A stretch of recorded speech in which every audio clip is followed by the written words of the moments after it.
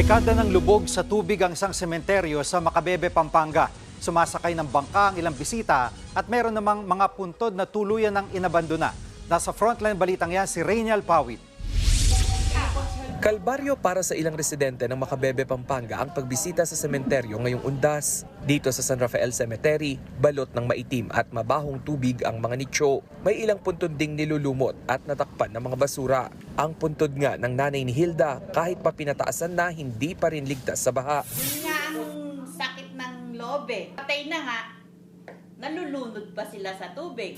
Ang pamilya namang ito sa bakanting puntod na umupo para mabisita ang mga kaanak na yumao. Ay, mahirap po kasi bumabangka pa po kami. Opo, 10 po yung pamasahe. 10 piso yung pamasahe bawat isa. Sa bungad pa lang ng sementeryo hanggang tuhod na ang tubig. Pero may bahagi pa raw na lampas 5 talampakan ng tubig. At kahit may amoy ang tubig, tuloy naman sa paglusong ang mga batang nangunguha ng kandila. Ayon sa mga otoridad, nasa 1 dekada na nilang problema sa Macabebe ang baha. Kada ulan, ganyan ang sitwasyon.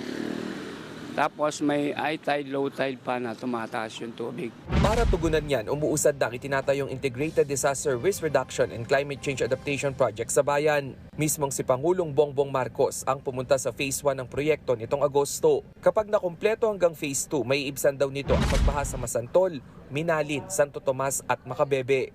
Nagbabalita mula sa Frontline, Rainiel Pawid, News 5. Mga kapatid, Jiggy Manikad po, iba na ang may alam at may pakialam sa panahon ngayon. Para sa konkreto, kumpleto at komprehensibong balitaan sa Frontline, mag-follow at mag-subscribe sa social media pages ng News 5.